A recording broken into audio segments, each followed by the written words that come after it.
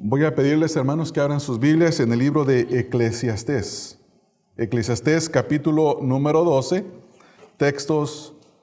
versículos 13 al 14, pero específicamente el versículo número 13.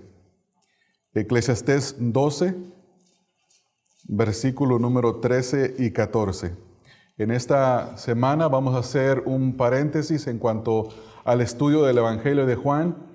Y la razón por la cual decidí meditar en esta porción de la Escritura es por las noticias que hemos recibido el día de ayer de nuestro hermano Jesús Valenzuela, que pasó a la presencia del Señor.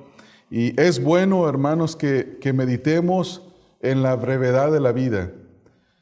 Nuestro hermano, no sé si estaba en 80 años. ¿Qué edad tenía nuestro hermano aproximadamente? 82 años. Y estoy seguro que si uno le preguntara, tuviera la oportunidad de preguntarle a él que si se le ha hecho larga su vida, diría que no, que se recuerda como si hubiera sido el día de ayer que hubiera comenzado a vivir. Y en realidad la brevedad de la vida es tremendo, es tremendo. Nos ponemos a pensar cuando nosotros nacimos, los años que hemos vivido, y volteamos hacia atrás y parece como si hubiera apenas ocurrido. Entonces, cuando estas cosas pasan, es bueno meditar, hermano, en esas cosas. Es bueno meditar en la brevedad de la vida y es bueno entender qué es lo que la palabra nos instruye y nos dice acerca de los días y los años que nos quedan por vivir. Si es que vivimos alguno de nosotros, no sé, esperamos, yo quisiera 40 más, pero no sé si se me va a hacer posible. Pero los que me dé el Señor son buenos. Si ustedes ven en el boletín, hermanos, escribí que el hermano pasó a la presencia del Señor y algunos podrían decir pasó después de una batalla contra el cáncer, pero yo creo que el hermano pasó a la presencia del Señor porque el Señor así lo designó. El Señor designó el día de su nacimiento. El Señor designó el día que el hermano iba a pasar a su presencia. El Señor designó el tipo de muerte con el cual lo tendría que glorificar. Las enfermedades que tuvo en sus últimos días. Todo esto viene de la mano del Señor.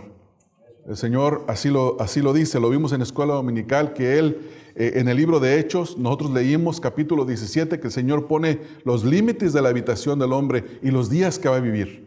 Desde el momento que nace hasta el tiempo en el que va a morir. Hechos 17, el apóstol Pablo predicando en el Areópago. Entonces, vamos a leer nuestro versículo. Es el número 13 y quiero leer también el 14 por concluir el libro. Dice el versículo 13, el fin de todo el discurso oído es este: teme a Dios y guarda sus mandamientos, porque esto es el todo del hombre. Porque Dios traerá toda obra a juicio juntamente con toda cosa encubierta, sea buena o sea mala. Este es un versículo muy fácil de bosquejear. Tiene una exhortación, un mandato. El primero es temer a Dios. El segundo, guardar sus mandamientos. Y concluye con dos porqués, dos razones. La primera es porque el propósito del hombre no es ni hacerse rico, ni hacerse poderoso, ni disfrutar de todos los placeres de la vida, porque ese es el contexto de este libro. El propósito por el cual Dios creó al hombre es para que el hombre le tenga temor a Dios y obedezca sus mandamientos. Entonces, este es el propósito. Pero si no nos es suficiente, viene una exhortación que nos debe de causar temor, y es la siguiente, versículo 14. Porque Dios traerá toda obra a juicio, juntamente con toda cosa encubierta, sea buena o sea mala. Entonces, para que no lleguemos en el día del juicio y estemos delante de la presencia del Señor avergonzados, el escritor de Eclesiastés nos dice que lo que debemos de hacer es temer a Dios y guardar sus mandamientos. Este libro de Eclesiastés fue escrito por el rey Salomón, el hombre más rico en toda la historia de la humanidad. Este hombre fue conocido por su gran sabiduría, pero también fue conocido por sus grandes pecados y grandes excesos. Cuando él escribe el libro de Eclesiastés, básicamente habla de eso. Él habla de todos los excesos de su vida y habla de la vanidad de ello. La palabra vanidad se repite aproximadamente 36 veces y significa vacío, hueco, sin sentido. Y él dice, dar nuestra vida para disfrutar de todos los placeres que se encuentran bajo el sol es vanidad de vanidades. Trabajar en nuestra vida para acumular riquezas es vanidad de vanidades. Disfrutar de los placeres, acumular para las riquezas, construir grandes fincas, grandes edificaciones, es vanidad de vanidades. Y él concluye diciendo, con unas palabras alentadoras, parece que al final de su vida aprendió la lección. Ustedes saben que Salomón fue famoso en su gran sabiduría, pero también si vamos a señalar a un hombre que pecó y que desobedeció al Señor, es uno de ellos. Cuando él viene a ser básicamente el tercer rey del pueblo de Israel. Primero Saúl, el cual peca grandemente contra Dios, es un fracaso, desobedece a Dios. Luego viene David, el cual era un hombre conforme al corazón de Dios, desobedece a Dios también, pero Dios tiene misericordia de él. Luego viene Salomón. Y después de Salomón viene la división del reino y empieza a haber reyes en el norte y reyes en el sur. Pero Salomón es conocido por ser el que construye el templo, el llevar al pueblo de Israel al máximo de sus esplendores, a tal punto que los otros reyes de la tierra venían a visitarlo y a ver, y cuando venían y veían no solamente el esplendor que él tenía en su palacio, sino cómo trataba a sus siervos, cómo sus siervos se vestían de ropas de las cuales muchas veces ni ricos siquiera se vestían con ellas. Y la gente se admiraba y le traía regalos. Pero dice la Escritura que Salomón cometió uno de los pecados más grandes, y es que cuando cada rey llegaba a ser rey, tenía que tener una copia de la ley personal. La ley de Dios la tenía que tener escrita en un libro y tenerla para leerla día a día. Y los mandatos eran que no acumularan para sí mismos riqueza, ni ejércitos, ni se fueran tras los dioses ajenos. Y Salomón comete los 3 pecados en abundancia. Al final Dios tiene misericordia de él y escribe el libro de Eclesiastés, y desde el principio comienza vanidad de vanidades, todo es vanidad bajo este sol. Y habla, es vanidad el orgullo del hombre, es vanidad los pleitos que tiene el hombre, es vanidad los sacrificios del hombre, es vanidad la religión del hombre, es vanidad que el hombre se haga rico, es vanidad que el hombre busque los placeres, es vanidad que el hombre quiera disfrutar de todo lo que este mundo ofrece. Y su conclusión es lo que nosotros acabamos de leer en el versículo número 13, y dice, el fin de todo el discurso oído es este: en primer lugar, teme a Dios. En segundo, guarda sus mandamientos, porque sin temor de Dios no se pueden guardar los mandamientos. Y luego dice el por qué. Porque el hombre fue creado para temer a Dios y para obedecerle. Ese es el propósito de la vida del hombre, incluyendo la vida nuestra. Y el versículo 14 viene otra exhortación que ya la leímos, pero quiero volver a leerla, porque Dios traerá toda obra a juicio juntamente con toda cosa encubierta, sea buena o sea mala. Hay 3 cosas, hermanos, que yo he observado a través de la historia y a través en mi propia vida, que ha sido una vida corta básicamente, que la mayoría de los hombres tenemos inclinación a 3 cosas, hombres y mujeres. 3 cosas hay inclinación. La primera es el deseo de ser rico. Eso es algo que yo en muy pocas personas he escuchado que no tienen el deseo. En alguna época de su vida, tal vez desistió de hacerse rico, pero en alguna época de su vida, al menos deseó tener abundancia para poder hacer todo lo que deseaba hacer. La segunda cosa es el tener poder, el ser más que los demás para el no ser humillado, y todo lo contrario, tener poder sobre las demás personas y gobernarlos. El tercero es que el objetivo de los hombres, un mal objetivo, es el de disfrutar de los placeres de esta vida. Disfrutar de todo lo que hay debajo del sol, pero en exceso. Y déjeme decirle una cosa, que estas tres cosas traen la destrucción del hombre al final. No solamente en esta vida, sino en la eternidad. Y la Escritura nos exhorta vez tras vez. Por eso el apóstol Pablo escribe en el libro de Romanos 15:4, dice, porque las cosas que se escribieron antes, para nuestra enseñanza se escribieron, a fin de que por la paciencia y la consolación de las Escrituras tengamos esperanza. ¿Para qué nos fue dada la Biblia? Este es uno de los propósitos. La Biblia nos fue dada, en primer lugar, para nuestra enseñanza. Para que nosotros aprendamos no solamente de los mandamientos de Dios, sino que aprendamos de los errores que otros antes de nosotros cometieron, para que nosotros no nos vayamos en la misma dirección. Y luego dice, para nuestra enseñanza se escribieron, y luego a fin de que por la paciencia y la consolación de las Escrituras tengamos esperanza. Esto es lo que vemos nosotros en las Escrituras. Ahora, quiero hablar brevemente de estas tres inclinaciones que el hombre tiene en su vida. En primer lugar, el deseo de hacerse rico. Cuando uno lee en las Escrituras, la primera cosa que uno debe de entender es que las riquezas le pertenecen a Dios. La Biblia dice que el cielo y la tierra y todo lo que hay en ellos le pertenece a Dios. Es de Él.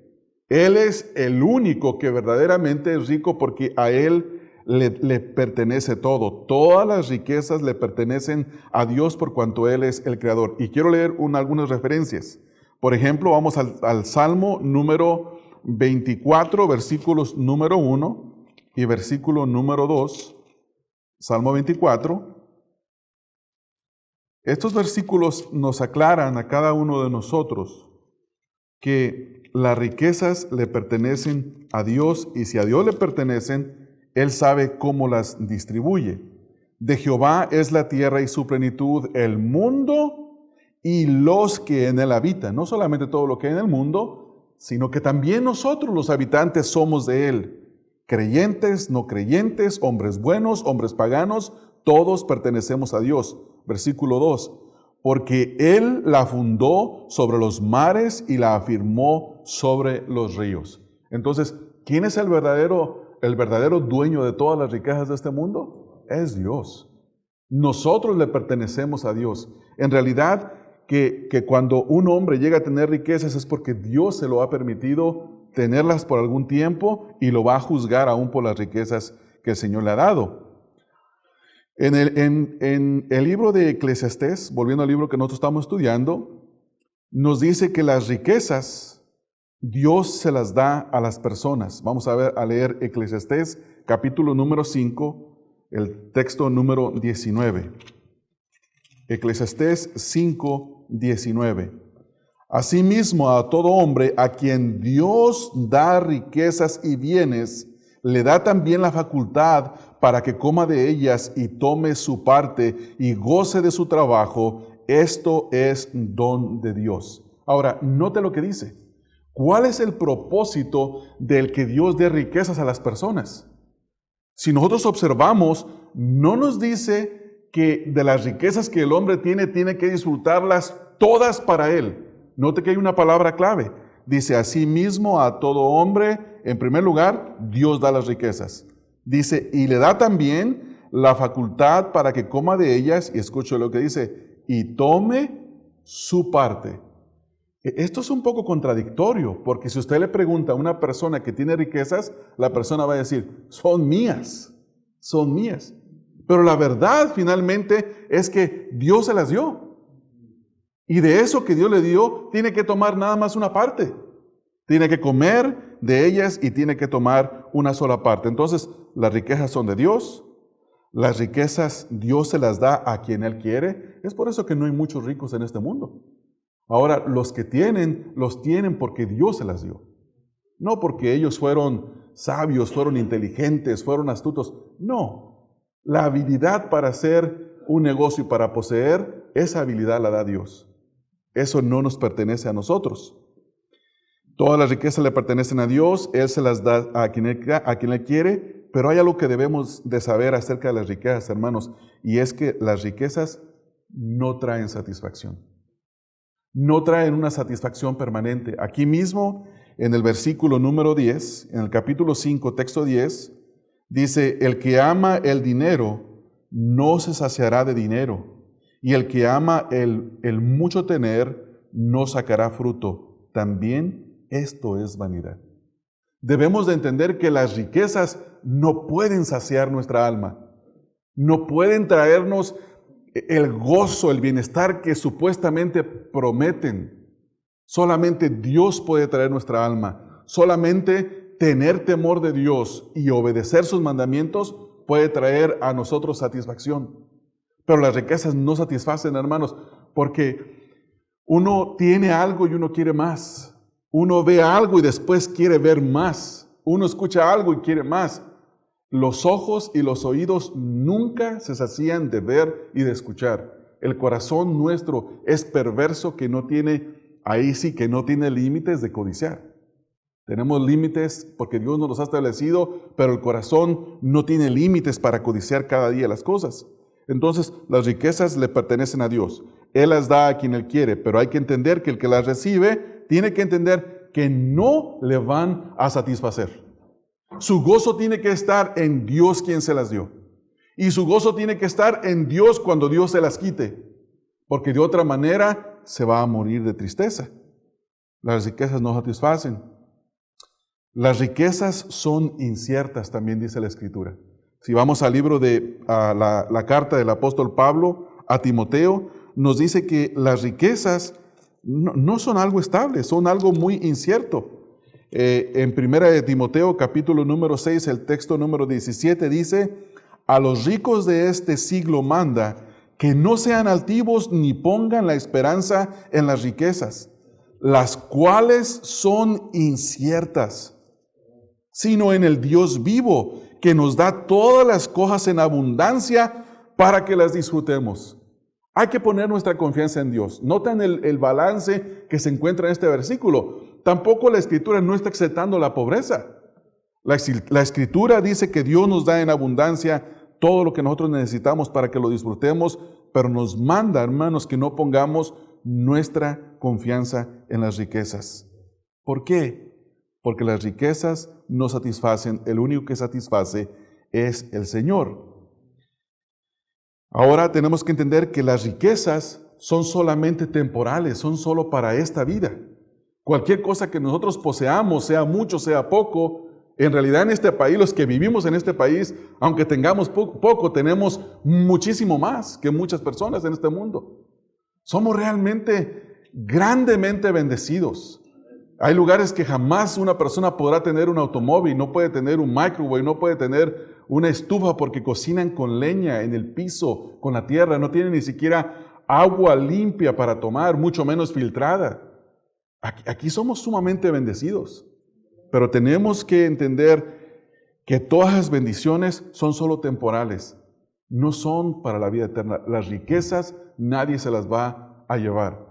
Yo recuerdo cuando estaba pequeño que fuimos a un museo en la ciudad de Guadalajara y estaba en exhibición el simulacro de lo que era una tumba de un egipcio, de un faraón. Y ahí le ponían todo, le ponían de todo, comida, dinero, una canoa, hasta un caballo, hermanos. Los enterraban con sus armas, los enterraban con sus caballos, con canoas, con oro, con todo. ¿Por qué? Para que en su cabalgata en la segunda vida pudieran ir sin ninguna preocupación. Pero el punto es, ¿qué dice la Escritura? ¿Qué dice la Escritura? ¿Nos enseña eso la Escritura? Y la respuesta es no. Vayan conmigo a Primera de Juan, capítulo número 2, el texto número 17. Primera de Juan 2, 17. Dice, el mundo pasa y sus deseos, pero el que hace la voluntad de Dios permanece para siempre. Cuando la Biblia habla del mundo, habla de todo este sistema en el que vivimos, de todas las cosas que son la vanagloria de los hombres, todo lo que los hombres deseamos, codiciamos, todo lo que este mundo ofrece, fama, dinero, fortuna, todo lo que usted quiera poner, Nosotros lo vemos y nos dice la Escritura, eso va a pasar. ¿Y no pasa, hermanos? Sí pasa. Sí pasa. Y pasa rápido.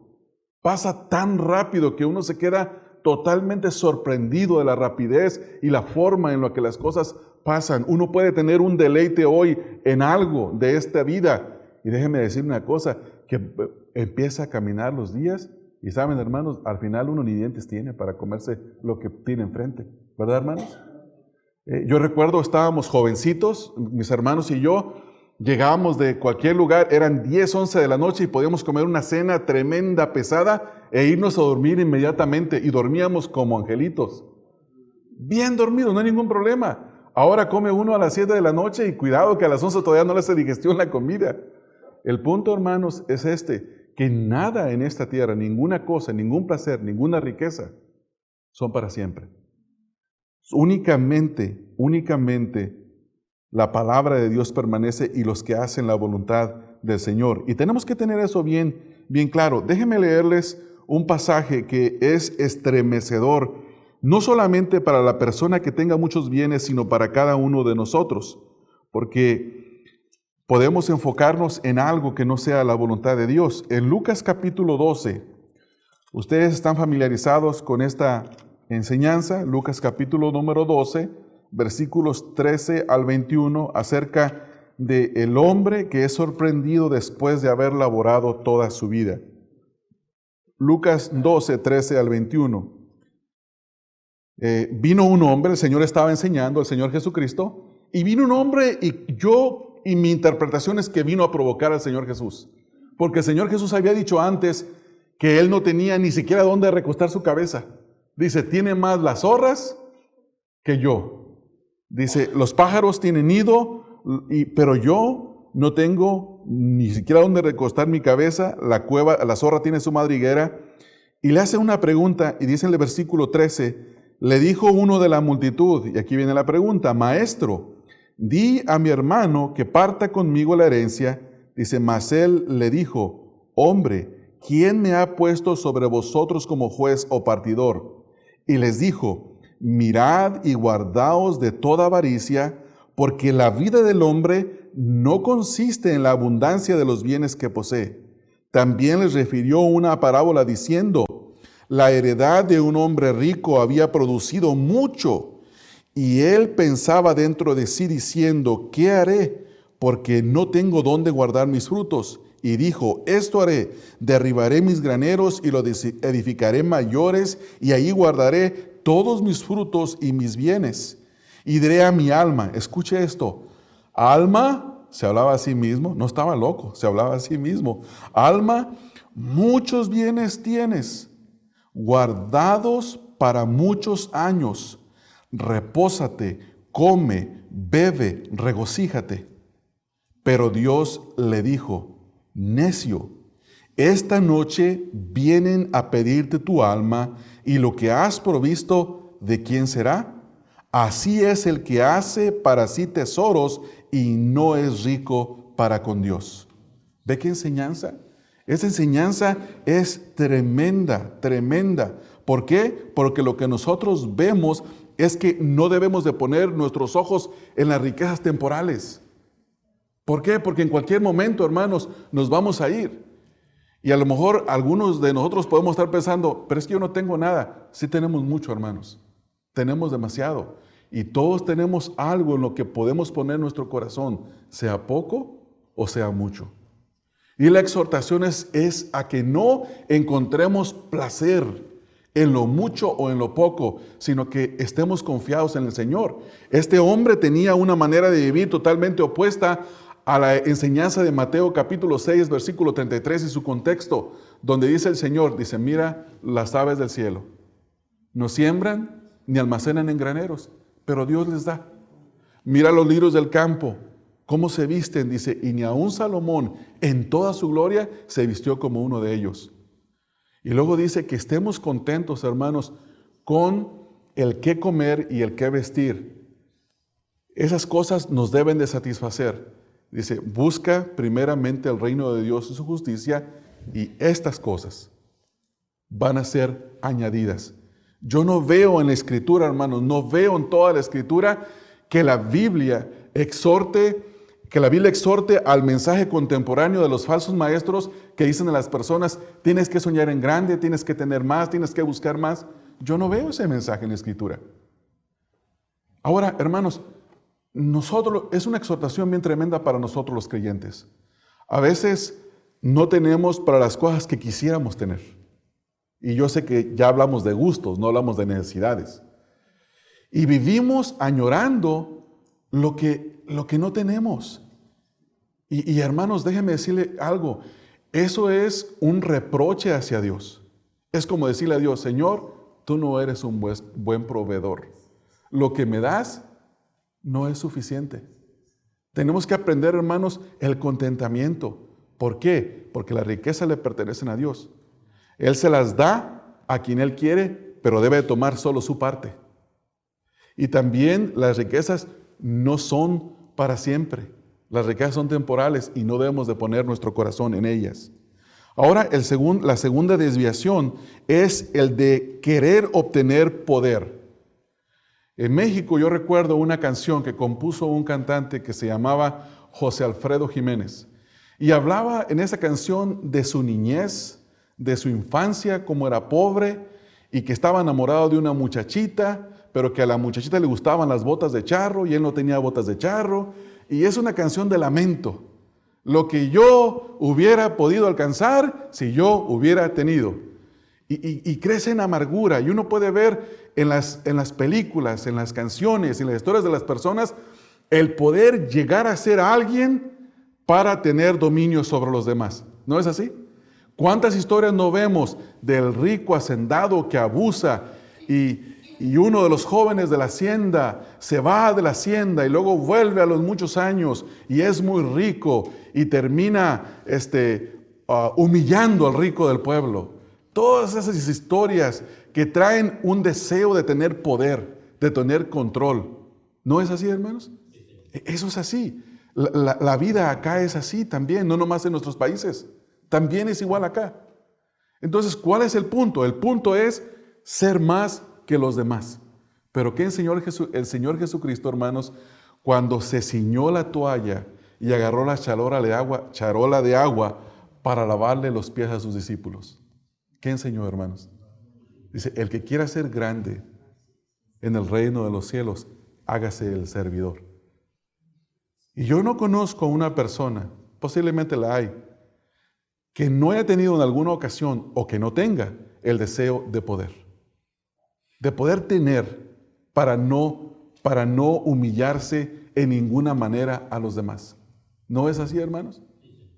Hermanos, ¿cuántos de nosotros no estuvimos en este país manejando sin una licencia para conducir? Y cuando el oficial nos detenía, éramos humildes, hermanos, mansos.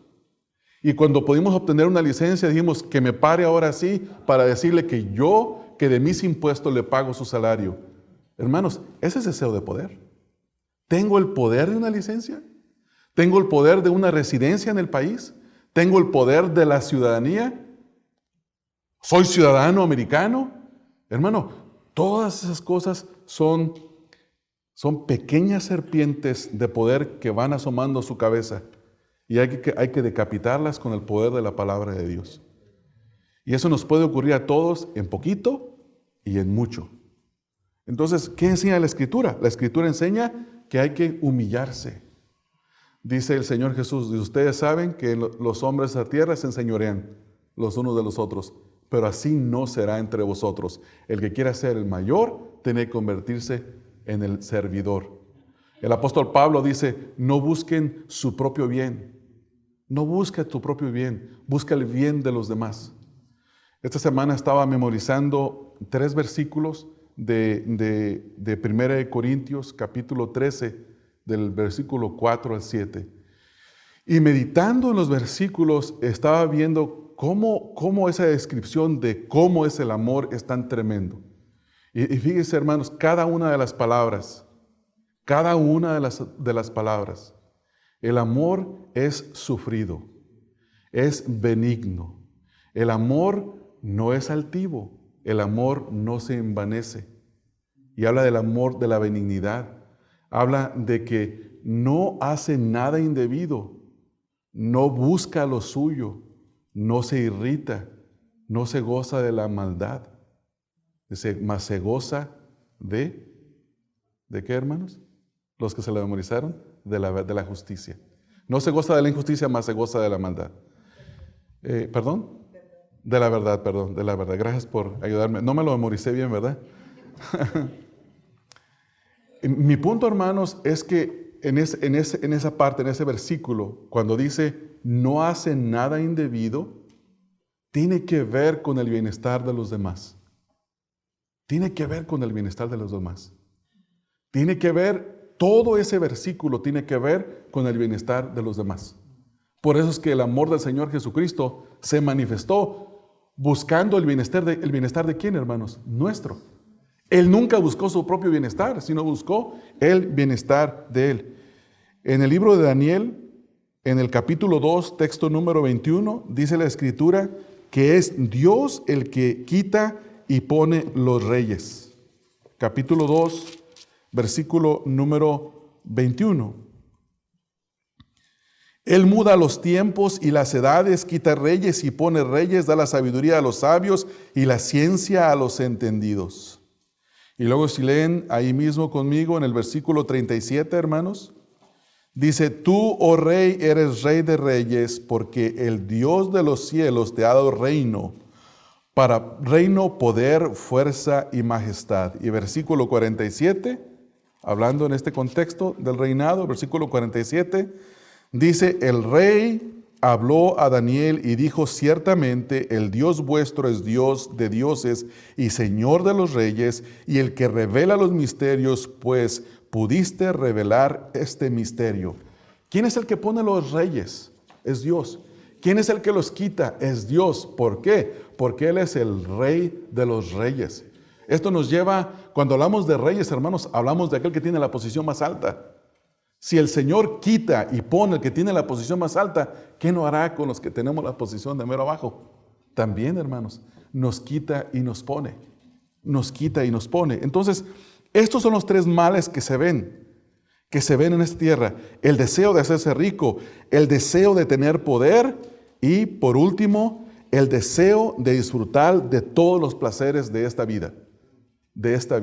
Y salen muchos dichos. Hay algunos dichos que dicen, pues que nomás lo comido y lo bebido y lo bailado es lo único que se lleva. No te llevas nada.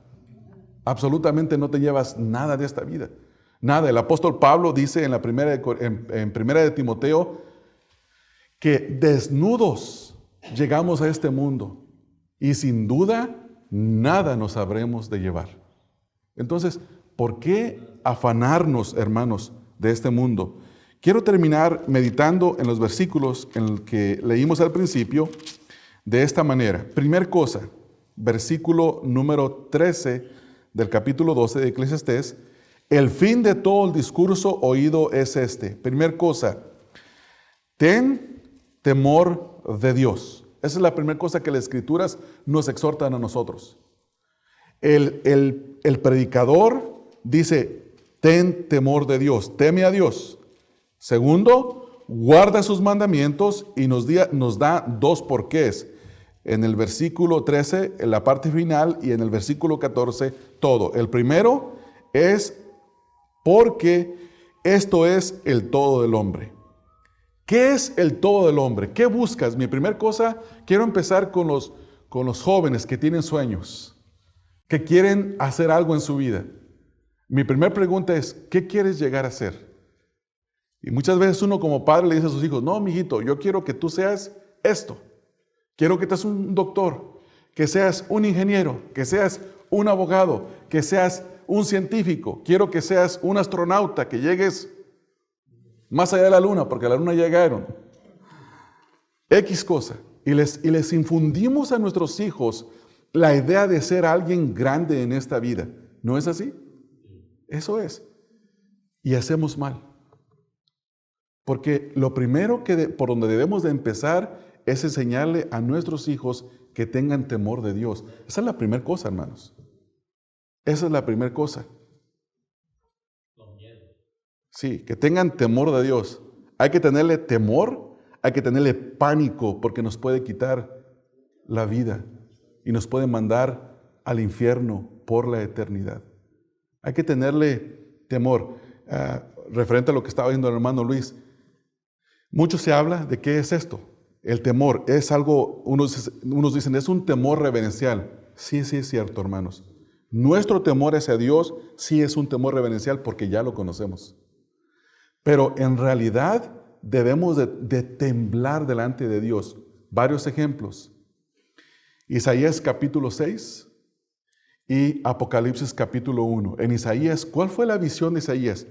Cuando murió el rey Usías, vi yo al Señor sentado en un trono, en su trono alto y sublime, y luego menciona que los querubines daban voces diciendo, Santo, Santo, Santo, y luego menciona que tenían 6 alas, con 2 volaban, con 2 cubrían sus rostros y con 2 su cuerpo, y luego dice, y caí como muerto.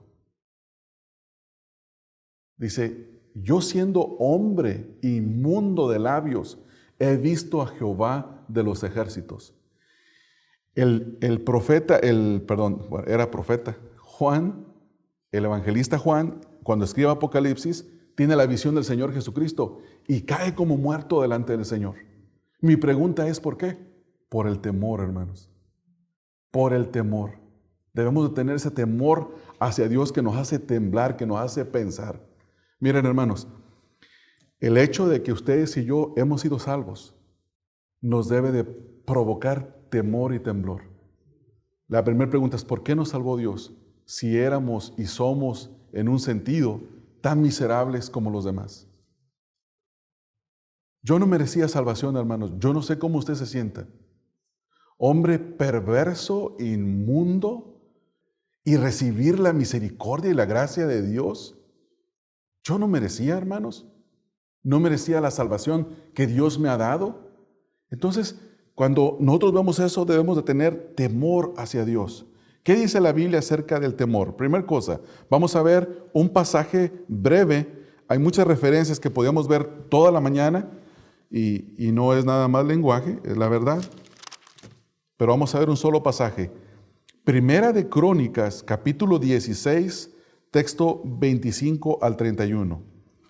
Vamos a la Primera de Crónicas, en el capítulo número 16. Fíjese lo que dice la Escritura con referencia al temor de Dios. Primera de Crónicas 16, 25 al 31.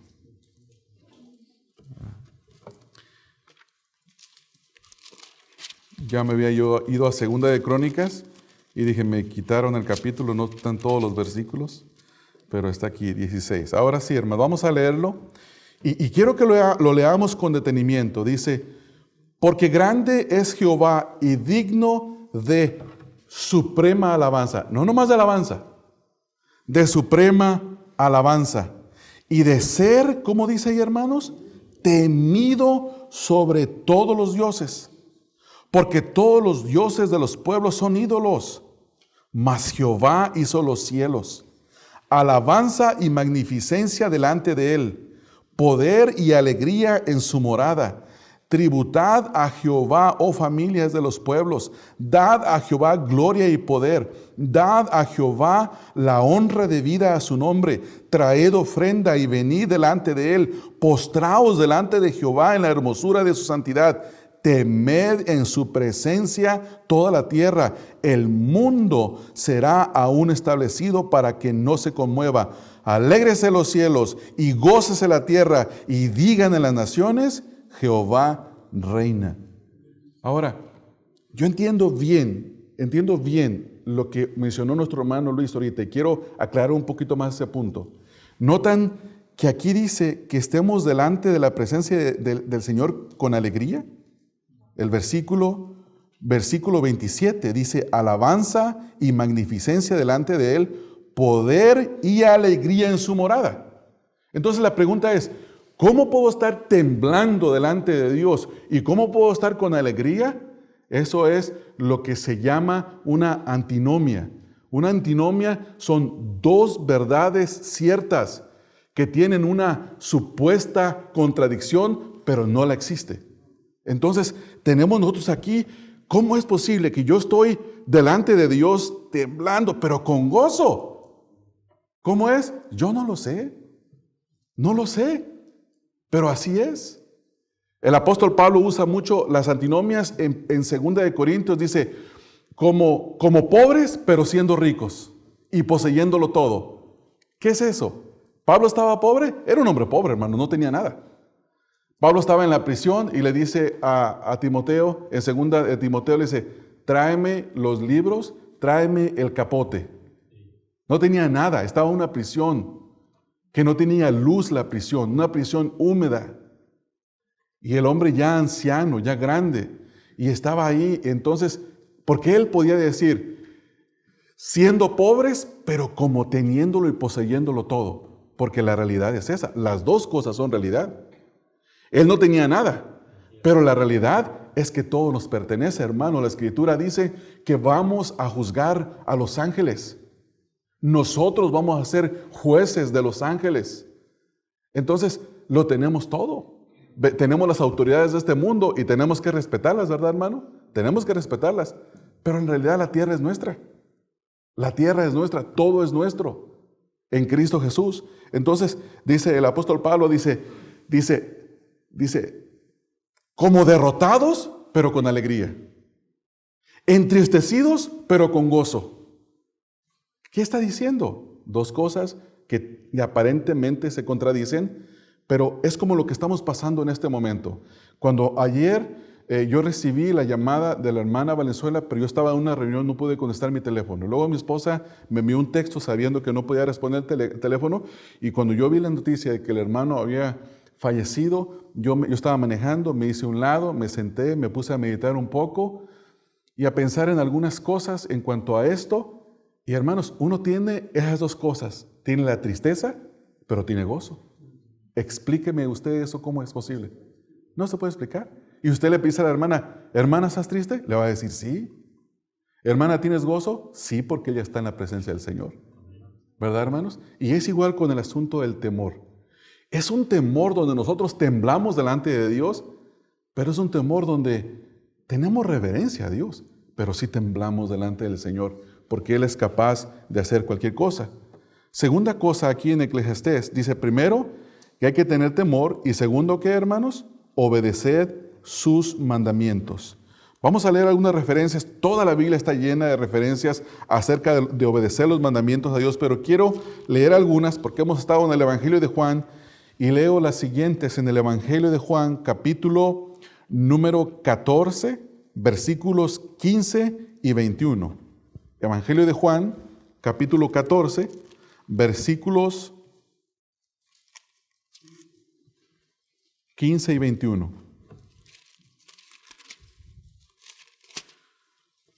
Mira lo que dice. El Señor Jesús dice, si me amáis, guardad mis mandamientos. Si me amas, guarda mis mandamientos. Versículo ahora número 21.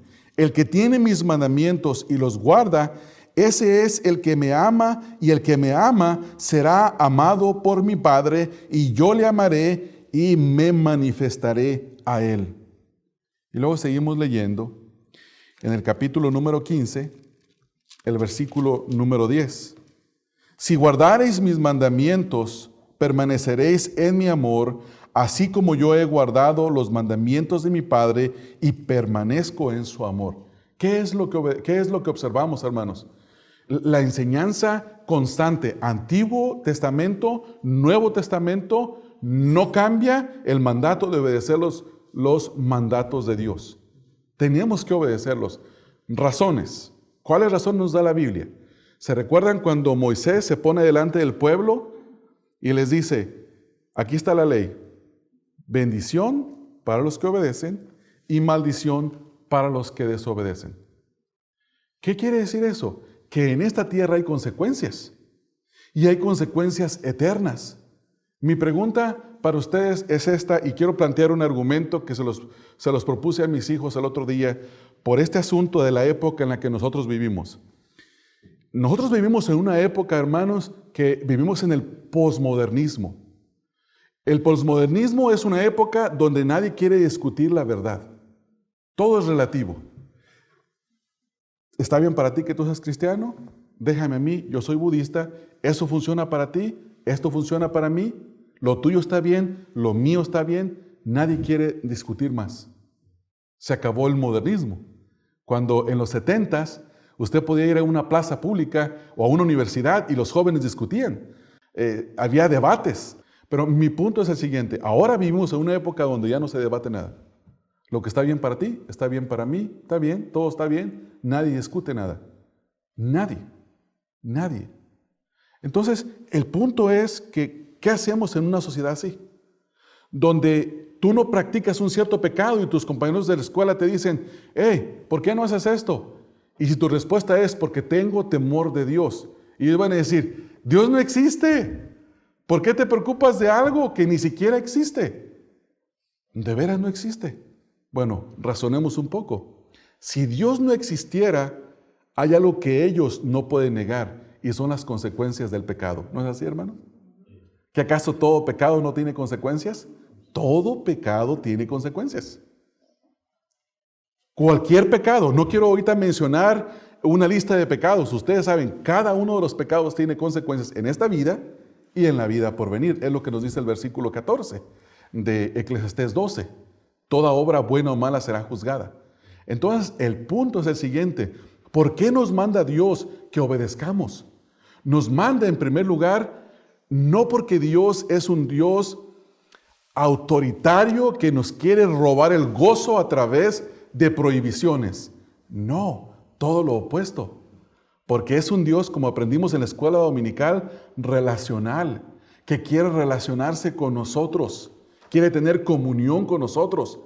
Pero en pecado, Dios no puede tener comunión con nosotros. Al principio, Dios tenía comunión con Adán, pero cuando Adán pecó, la comunión se rompió, ya no había. Adán se escondía, Dios lo sacó del huerto del Edén. Entonces, la primera cosa es que Dios quiere que obedezcamos sus mandamientos porque Él quiere estar cerca de nosotros. Quiere tener una relación de padre a hijo, de hijos a padre. Y en segundo lugar, porque nos ama.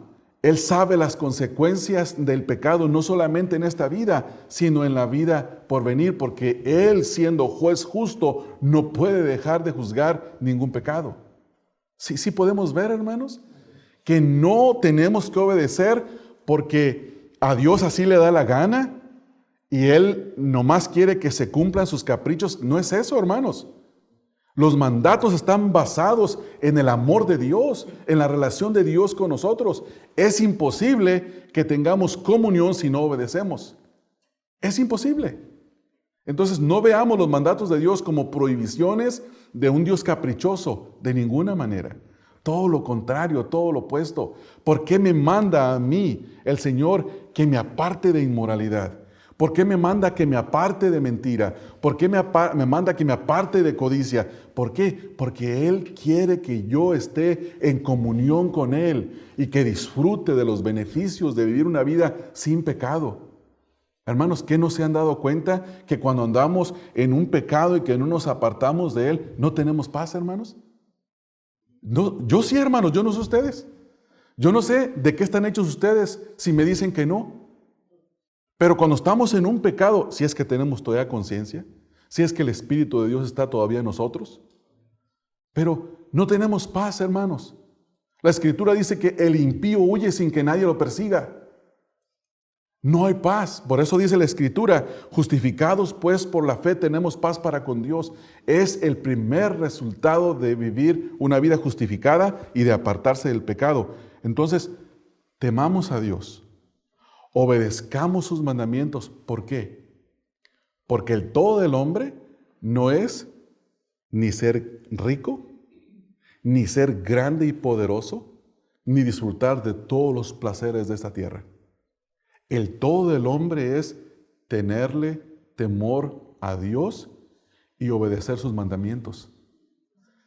¿Por qué? Una segunda razón. Dice el versículo, porque Dios va a juzgar. Toda obra, mis amados hermanos, va a ser juzgada. Y quiero que leamos el versículo para concluir. Versículo número 14 dice, porque Dios traerá toda obra a juicio. Toda obra a juicio.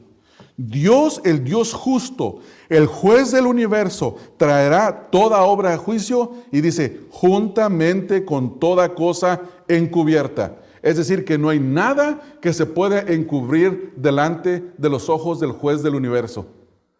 Ustedes saben que en las cortes hay muchas maneras de encubrir cosas, ¿verdad? Hay muchas maneras y el juez no se da cuenta. Es más, hay maneras de contaminar evidencias para que no entren. Hay maneras de decir que hubo grabaciones ilícitas, sin permiso, para que no se tomen en cuenta en una corte. El juez puede escuchar que alguien asesinó a otra persona de la voz del agresor y decir, yo sé que él lo asesinó, pero no puedo utilizar esa evidencia. Eso no va a pasar, hermanos, en la corte del juez del universo. Toda obra, aún las obras encubiertas, lo que nosotros creemos que está encubierto, sea buena o sea mala, todo lo va a juzgar el Señor. Absolutamente todo. Hermanos, esto debe de ser una razón para nosotros que la próxima vez que vamos a pecar, en la manera que sea, yo no sé en qué manera, usted sabe, el Espíritu de Dios le habla a usted. En la próxima vez que desee pecar, hacer algo, piense, hermano, hermana, antes de cometer ese pecado, que Dios lo va a traer a cuentas. Todo, absolutamente todo. Cuando tenga deseo de sacar una palabra que va a ofender, piense que va a tener que dar cuentas por esa palabra. No pequemos, hermanos, por el hecho de pecar. Aprendamos a refrenarnos. Ahora, los jóvenes como Gabriel, Isaac Ordóñez, Moisés, Esteban, los más chicos, ¿qué están pensando posiblemente? Es que bueno, el pastor está re viejo, ¿eh? Ya ve la muerte cerca, a lo mejor está preocupado de que pues a él ya mero le toca. Hermanos, a todos nos va a tocar. Déjenle darle un texto aterrador. Capítulo 8, texto 8. Fíjense lo que dice, hermanos. Este es un texto tremendo. No hay hombre que tenga potestad sobre el espíritu para retener el espíritu, ni potestad en el día de la muerte, y no valen armas en tal guerra, ni la impiedad librará al que la posee. Hermanos, cuando viene el día de la muerte, va a venir, y no hay quien se pueda oponer. Había un congresista que está en la cárcel ahorita, aquí en Estados Unidos, que una de sus frases era, me llamo fulano de tal y yo hago ejercicio. Me mantengo en forma, tomo vitaminas, hago esto, hago lo otro, me cuido bien. Te vas a morir de todas maneras. Te vas a morir. Toda mi vida he no comido carne roja para que no me venga el cáncer. Te vas a morir. Te vas a morir. No estoy promoviendo el ser desordenado en la manera de vivir, por supuesto, ¿verdad, hermanos? Los que se quedan, cuídense. Yo no estoy diciendo que no. Lo que estoy diciendo es que te vas a morir. Tú no puedes retener tu espíritu, no puedes impedir a la muerte que venga y te levante. Hermanos, no hay poder. ¿Ya notaron lo que dice el texto ahí? Y no valen armas en tal guerra. Esa va a ser la guerra que nunca vas a ganar, hermano. Esa guerra nadie la va a ganar. Nadie. Por más fuerte que estés. Hermanos, yo me recuerdo cuando yo tenía 18 años, 19, 20, 25. Estaba fuerte, hermanos. Tenía fuerza. Trabajaba todo el día, jugaba, me divertía y me iba a dormir como si nadie. Me levantaba el siguiente día por la mañana y tenía fuerzas. No me sentía desgastado. No me sentía desgastado, hermanos.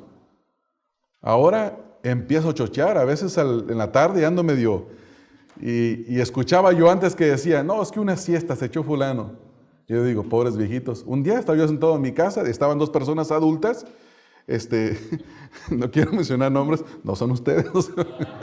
Estaban sentados ahí, comimos y habíamos estado en un entrenamiento, un seminario, muchas cosas. Llegamos a la casa y comieron y se sentaron los dos hombres mayores en el sofá. Se soltaron el fajo, se quitaron los zapatos, se quedaron así y parecía un concierto a roncar. Y yo los vi, hermanos, y dije, qué triste es esa edad. Y yo me puse a hacer otras cosas, tenía fuerzas. Ahora no es lo mismo, hermanos. Ya los pies se empiezan a hinchar, a hormiguear. Anda uno cansado de la vista a veces. Hermanos, todo se acaba. Para allá vamos todos. Automáticamente vamos. Ahora, mi punto es el siguiente. Si el Señor va a juzgar todo, mi punto es el siguiente. ¿Cómo te estás preparado o estás preparado para encontrarte con el Señor? Esa es mi pregunta. Miren, hermanos, mi confianza, personalmente, mi confianza es tal que si mañana me llega un cáncer y me elimina y me acaba, yo me voy con el Señor, hermanos. Y sé que no voy a ser eterno. Y no tengo miedo en eso. No tengo temor, hermanos. No tengo ningún temor. Porque la palabra eso me lo promete. Porque tengo el Espíritu del Señor que me da esa convicción. Ausente del cuerpo, presente con el Señor. Yo sé que voy a ir para allá. Y no me preocupo la velocidad en la que voy a viajar. No me preocupa nada. No tengo el temor del pasaje en Lucas donde el rico abrió sus ojos en el lugar de tormento, siendo atormentado ahí. Mi esperanza está en el paraíso con mi Señor, como la esperanza que se le dio al ladrón. Imagínense, lo acaban de crucificar y el Señor le dice, hoy mismo estarás conmigo en el paraíso. ¡Qué gozo! ¡Qué alegría! Esa es mi esperanza. Yo no sé cuál es la esperanza que usted tenga. Yo no lo sé. Y es una exhortación para todos, hermanos, para cada uno de nosotros. Si te quedan 5 años de vida, teme al Señor y obedece sus mandamientos. Si tú crees que tienes toda la vida por delante, teme al Señor y obedece sus mandamientos. Busca obedecerlo. Ahora, el punto es que hay algo que necesita que ocurra en tu vida si es que no ha ocurrido. Nadie puede obedecer al Señor sin el Espíritu del Señor. Porque es el Espíritu de Dios el que produce en nosotros el querer y el hacer por su buena voluntad. Es Dios mismo. Pablo dice en Romanos 8, dice, vosotros ya no andáis según la carne, si es que el Espíritu de Dios mora en vosotros. Y si alguno no tiene el Espíritu de Cristo, no es de Él. Y también dice la Escritura que busquemos el no satisfacer los deseos de la carne, sino los deseos del Espíritu. Ahora, ¿cómo se posee el Espíritu de Dios? ¿Cómo lo puedes tener? ¿Cómo puede el Espíritu venir a tu vida? La Escritura dice que hay una sola manera, no existen muchas, hay una sola manera. Y es entendiendo quién es Dios. Que Dios es santo.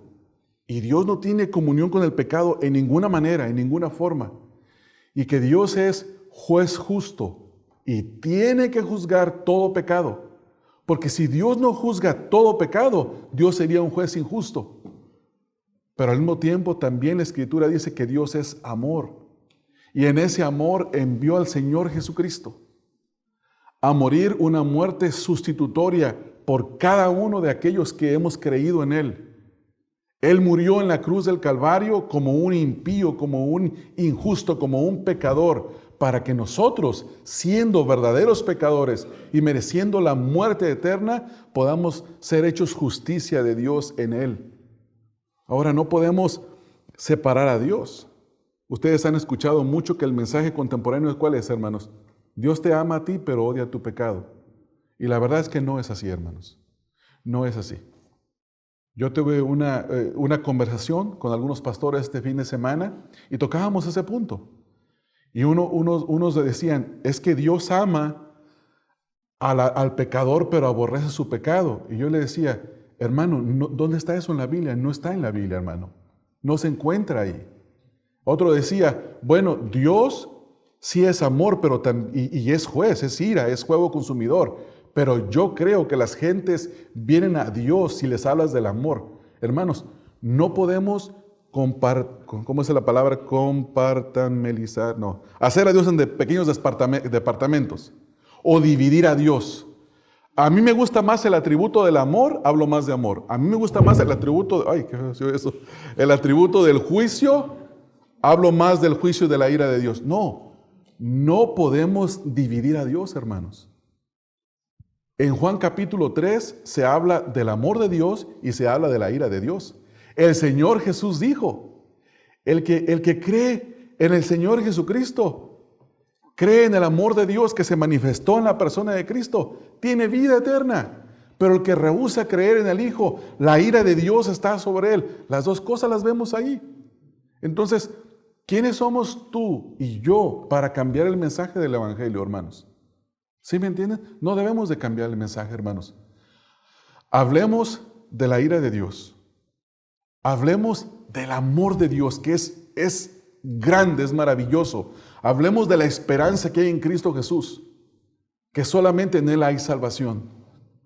Únicamente en Él, no hay más salvación, más que solamente en el Señor Jesucristo.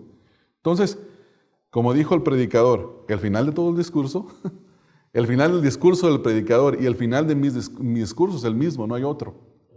Es, temamos a Dios, obedezcamos sus mandamientos, porque eso es todo lo que importa en esta vida.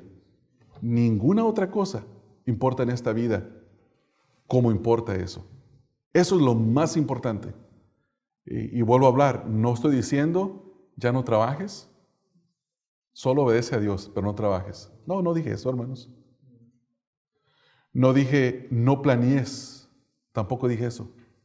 No dije, no estudies, tampoco dije eso. Yo dije que el todo del hombre es el temer a Dios y guardar sus mandamientos en todo lo que vives en esta vida. Y si por temer a Dios tienes que violar, si por alcanzar algo en esta vida tienes que violar un mandamiento de Dios, no alcances eso. Ayer me platicaba un pastor que tiene un hijo que es actor y parece que tiene alguna fama su hijo. Recibió la invitación para ir a hablar con un director aquí en Hollywood para una película que le iban a dar un papel importante en la película. Este joven es cristiano, dicen que le dijeron, tienes una entrevista con X director, pero la entrevista es en su casa. Dice que fue a su casa, lo recibió, siéntate en el sofá, siéntate, dijo, ponte cómodo, descansa. Enseguida vino el director y se le sentó a un lado y le empezó a sobar las piernas. Entonces le dijo, señor X, usted está cometiendo un gran error aquí, yo no vine a eso. Yo vine a hablar sobre la película. Si usted no tiene ningún interés en la hora de la película, no tenemos nada que hacer. Y el muchacho se fue. Y perdió. Y nos comentaba este hermano que se le están cerrando las puertas. Antes tenía puertas abiertas, ahora se le están cerrando todas. Dice, y después de poder hizo un show de televisión y luego después de hacer esta posible película, ahora ya puros comerciales. Y déjenme decirle una cosa, hermanos, a rato no va a hacer nada. Nada. Mi punto es, si por buscar las cosas en esta vida tienes que violar los mandamientos de Dios, no los violes. Es mejor perder todo que no tener temor a Dios y no guardar sus mandamientos. Porque si ganas todo, ese no es el todo del hombre. El todo del hombre es temerlo y obedecerlo. Porque después vamos a ser juzgados. Y no queremos estar, hermanos, en su presencia avergonzados. ¿Verdad que no? Yo no quiero estar en su presencia avergonzado. Yo quiero estar en su presencia y quiero escuchar las palabras, pasa, buen y siervo fiel, entra al gozo de tu Señor. Eso es lo que yo quiero escuchar. Y eso es lo que usted y cada uno de nosotros debemos de buscar. Finalizo con esto, hermanos. Si hay pecado, hermano, en su vida, arrepiéntase. No permanezca en el pecado, porque lo está destruyendo. Y posiblemente alguien no sabe de lo que usted está practicando. Nosotros hemos tenido la experiencia de personas en esta congregación en el pasado que estaban viviendo vidas de pecado silenciosas. Nadie sabía nada. Nadie sabía nada. Y después todo salió a la luz. Y muchas veces cuando salió a la luz, no quiero decir que era demasiado tarde, pero muchas cosas se destruyeron. Entonces, hermanos, arrepintámonos cualquier pecado. Posiblemente tú no estás practicando ningún pecado en acciones físicas, pero puedes estar pecando en tu mente. ¿Sabe que el pecado de la mente es uno de los pecados más peligrosos que hay? ¿Sabe por qué? Nadie lo sabe, solo Dios lo sabe y tú lo sabes. Alguien puede decir, no, yo no soy un adúltero, pero estás adulterando con tu mente y en tu corazón. Y es el pecado más peligroso de todos, hermanos. ¿Crees que eso no es grave? Te trae consecuencias, no te trae consecuencias externas, pero trae consecuencias espirituales tremendas. Se estás destruyendo por dentro. Te está pasando lo que a los grandes árboles, verdes, frondosos, gruesos, de repente en un mes estaba verde y después se secó. Y la pregunta es, ¿por qué se secó tan semejante árbol?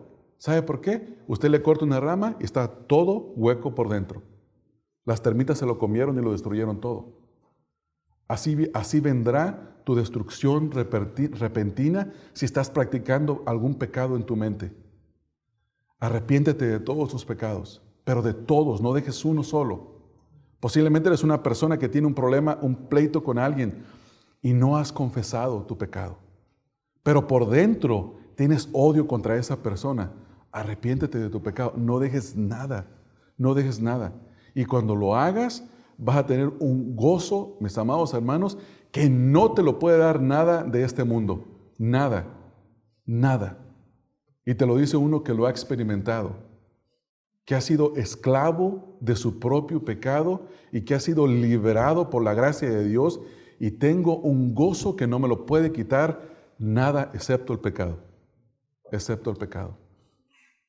Nada en este mundo me ha traído ninguna satisfacción como tener, hermanos, una conciencia limpia delante de Dios y tener el gozo delante del Señor.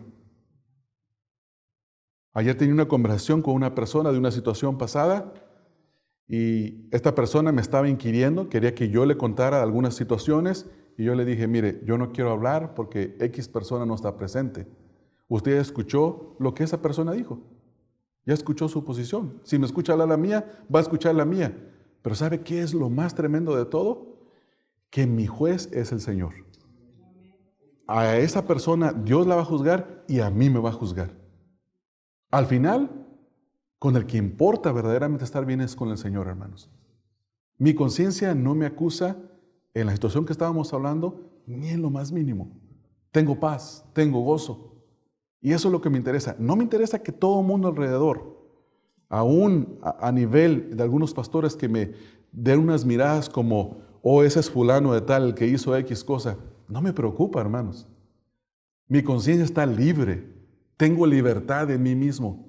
Y puedo hablar con libertad. Yo no tengo nada que esconder delante de estas personas. Y esa libertad solamente la da el Señor Jesucristo cuando confesamos. Hermanos, ¿por qué no nos recordamos de 1 de Juan capítulo 1, texto 9? Si confesamos nuestros pecados, Él es fiel y justo para perdonar nuestros pecados y limpiarnos de toda maldad. Hermanos, Él lo quiere hacer. El punto es si nosotros lo deseamos hacer. ¿Ya se dio cuenta qué fácil es, hermanos? Si confesamos verdaderamente, Él nos va a perdonar y nos va a limpiar. Y la pregunta es, ¿qué te detiene de confesar tu pecado? Cada uno se tiene que autoexaminar. Si estás en comunión con Dios, si el Señor te ha limpiado y estás confesando, estás buscando el rostro del Señor, gloria a Dios, sigue haciéndolo. Es lo más hermoso que uno puede hacer, hermanos. Yo no estoy hablando de una vida farisaica, de andar revisándola a cada quien qué vive, cómo vive, qué hace, qué deja de hacer. Yo no hablo de eso. Hablo del gozo y de la libertad de una vida que tiene libertad en Cristo porque el Señor le limpia la conciencia. A eso me refiero yo. Vamos a orar, hermanos. Vamos a orar. Señor, cuánto gozo hemos tenido en esta mañana al meditar en tu palabra. Aún, Señor, estando en medio de la pena de no tener a nuestro hermano Jesús, Señor, entre nosotros.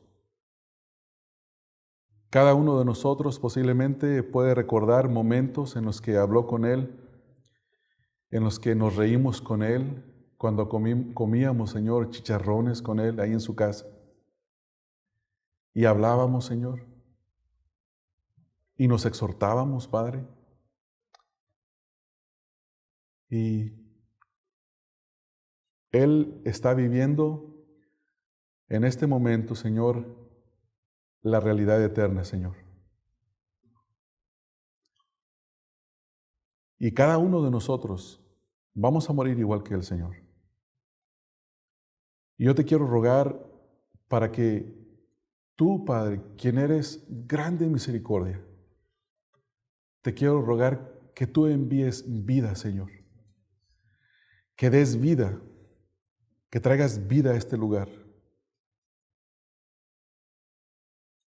Que traigas, Señor, arrepentimiento, Padre, de pecados ocultos, de enemistades, de palabras deshonestas, Señor, de cualquier pecado, Señor. Yo no conozco a cada uno de mis hermanos. Los conozco un poco y ellos me conocen un poco a mí, Señor. Pero tú me conoces profundamente, Señor.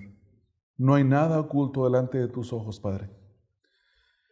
Y te quiero rogar que tú traigas, Señor, a través de tu Espíritu Santo, convencimiento de pecado, Señor.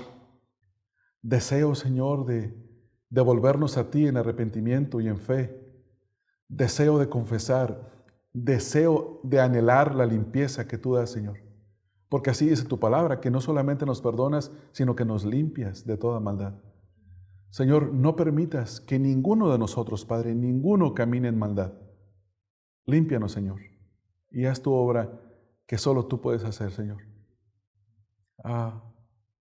Ahí en el corazón de cada uno de nosotros, en lo profundo, donde nadie puede llegar, donde solamente el que es dueño de su espíritu, que tú le has dado por un tiempo, y tú, con tu Espíritu Santo, que escudriñas los corazones, saben solamente lo que hay, Señor. Y tú, Señor, que eres el único que puede redarguir y traer vida, haz esa obra, Señor, te lo ruego. Obra entre nosotros, Padre. Comenzando desde mi persona, Señor, de mi casa, y siguiendo por la casa de cada uno de los líderes en esta congregación y de los hermanos que servimos. Límpianos, Padre, y que podamos ser una congregación que tiene gozo, no por sus posesiones, sino que tiene un gozo que nada ni nadie se lo puede quitar, y es el gozo de la vida eterna y la libertad en Cristo Jesús. Te ruego estas cosas, Padre, en el nombre de nuestro Señor Jesucristo.